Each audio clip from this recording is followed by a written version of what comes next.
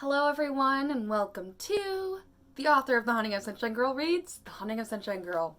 Here we are, we're back again, and today is chapter 4. So here we go. Chapter 4. Playtime. Is he cute? I can hear Ashley's smile through the phone.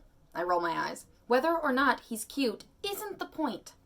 Ashley sighs. I know. The point is that being nearer him made you warm. Just like being in that creepy house makes you cold. Blah, blah, blah, blah. Ashley sounds even more tired of hearing me talk about creepiness than Mom does. I imagine her twirling her blonde hair dismissively.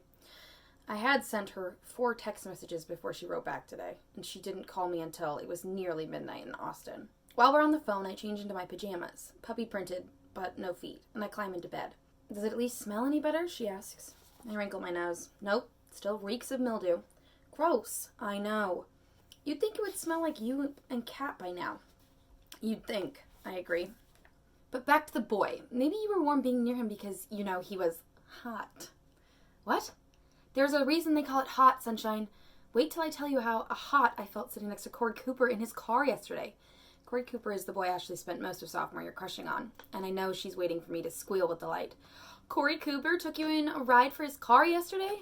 But I can't squeal because I just noticed that Doctor Who isn't on the shelf. He was on. I left for school this morning. Instead, he's on the windowsill, his face turned outward, as though he's surveying the yard below. Ashley? I say softly, whispering as though I'm worried that whatever it is that moved Doctor Who might hear me. Sunshine? She replies, trying to whisper back, but giggling instead. I want to giggle with her. Really, I do, but I can't stop staring at my stuffed owl. What is going on in my hair? No one has been home today. Mom left for work before I left for school, and she hasn't come home yet. She texted me about an hour ago to tell me not to wait up. Mom loves her new job, and anyway, these long hours are temporary, just until she gets things up and running, just until her bosses see how valuable and amazing she is. Seriously? Ashley says now. Sunshine, what's going on? I'm not sure, I say, getting out of bed. I reach for Doctor Who and put him back on the shelf, and that's when I notice that beneath him, my unicorns had been moved. Someone didn't like the way I arranged them by color, and instead rearranged them by size, the way they used to be in Austin. I pull my hand away as though I've touched something hot.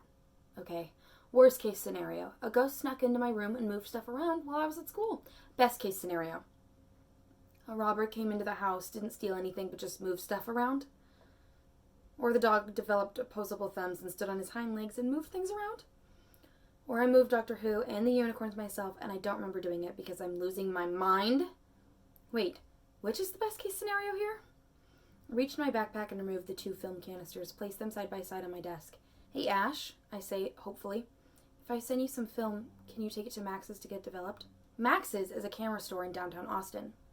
In the summertime, when I couldn't access the school's darkroom, the employees there let me use theirs. Why? There must be a studio in Ridgemont you can use. I shake my head. No, I say firmly, it has to be Max's. They're the only people I trust to develop the film. It's important. Why, are there ghosts on the film? When I don't answer, Ashley bursts out laughing. Wait a minute, Sunshine. Do you actually think you have photographic evidence of the paranormal? Dude, we'll sell it to the highest bidder. We'll make a fortune. This isn't a joke, Ashley, I say. Listen, I know you must be homesick. What? I ask, spinning around defensively like maybe I think Ashley's behind me and I need to face her head on. Of course, because it's me and I'm a klutz, I lose my balance in the process, but I manage to stay more or less upright. Why do you think that? Oh, I don't know, maybe because you're convinced your house is haunted, and you can't even be bothered to notice whether the boy sitting next to you in art class is cute. If you're trying to convince Kat to move back to Austin, you'll probably have better luck with something a little more practical. Ashley knows as well as I do that my mom prefers science to fairy tales. I'm not trying to get my mom to move back to Austin, I say. Then what exactly are you trying to do, Sunshine? Ashley has never sounded so impatient with me. Not even when she tried to get me to buy a normal white t-shirt at the Gap and I bought a vintage blouse from a thrift shop instead. Not when I dragged her to an antique store in search of a first edition of Pride and Prejudice. Not even when I tricked her into coming with me to the screening of Roman Holiday by telling her I actually wanted to see the latest new release at the theater. The temperature in my pink room drops about 20 degrees.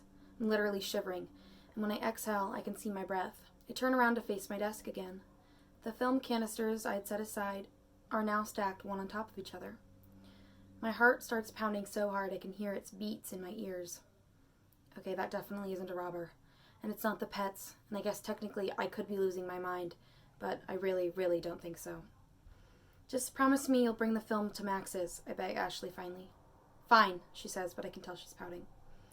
And tell me about Corey Cooper, I say, exhaling. Living in Creep Central is no excuse to be a bad friend, though maybe it is an excuse to at least get out of this room. I hop down the stairs and greet Oscar and Lex in the kitchen, get some ice cream out of the freezer and set it on the kitchen counter, and concentrate on the sound of Ashley's voice telling me that Corey put his hand on her thigh when he drove her home from school today. He hasn't kissed me yet, Ashley says, but I know it's coming. You know how you can just tell sometimes? I lick ice cream off my spoon like a little kid with a lollipop. No, I say, sighing dramatically. I really don't. Ah, poor Sunshine, Ashley giggles. Wait, what are you eating? Ice cream. What flavor? Vanilla. Boring. Classic, I counter, grinning. Did you at least dress it up with some syrup and whipped cream? I shake my head, smiling. Ashley knows the answer will be no, but she likes teasing me almost as much as Mom does. Why mess with perfection, I say, and Ashley laughs. I hear the sound of Mom's keys in the lock. I gotta go, Ash. Keep me posted about Corey and the kiss with a capital K. I will. And you'll bring the film to Max's for me? Ashley groans. Jeez, yes, I said I would. Good night, I say. Thanks. Night, Ashley replies. Say hi to the goose for me. I'm putting the ice cream away when Mom wanders into the kitchen. She looks surprised to see me here. Sunshine, what are you doing up? Ashley and I were just catching up, first day of school, that kind of thing. I wait for her to ask me how school was, to ask me for minute details about the kids at Ridgemont High. What do they wear? Who did I sit with at lunch? How were my classes? That kind of thing she used to ask me. Back in Austin, she asked how even the most uneventful days were.